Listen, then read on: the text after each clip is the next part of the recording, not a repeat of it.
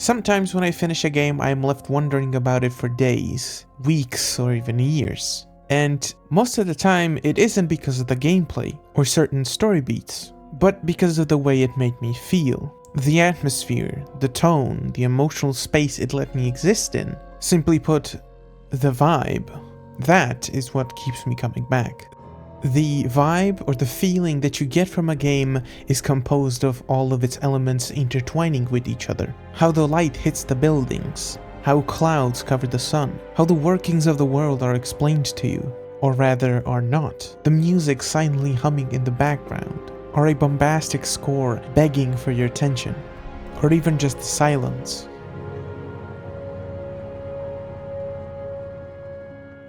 The vibe is emotional, it's a sensation, it is the soul of the game. It is simply existing in the world in front of you. People usually fall in love with a game because of its gameplay loop or its deep lore. But for me, I fall in love with its presence, where my emotions take the wheel and I'm just there for the ride. The video game medium is a very unique one, in that you are not just observing the world, but you are an active inhabitant of it. In a book, everything can be described perfectly so that you can imagine it, but you can never really see the true vision of everything that the author describes. You will never truly hear the world, only your interpretation of it. A movie can feature incredible cinematography, acting, and score, but they often lack the detail of books. Even something like the Lord of the Rings trilogy, with its extended runtime of 12 hours, still does not even scratch the surface of all the details from the books.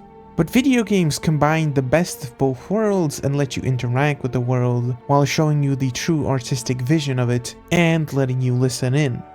When the vibe is right, even the smallest actions carry emotional weight. And in the best case scenarios, you feel like the world keeps moving even if you aren't there. You feel like you're intruding in a place that has lived long before you arrived. It isn't about the challenges or the plot. It's about tone, the patience of teaching you to feel without ever telling you what to feel. And a good vibe only suggests. It leaves room for the imagination.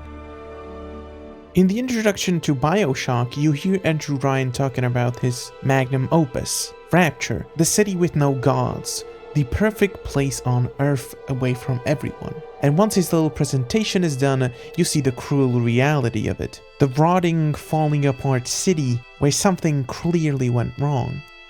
You do not know all the answers, and that gets your mind going. It engages your imagination, and the emotions intensify because you have created parts of the world in your mind. You're not just being guided through a story, you're reacting to the space around you, filling in the blanks with your own emotions.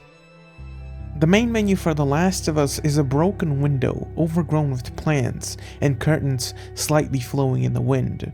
It doesn't explicitly tell you what's going on. You can feel it.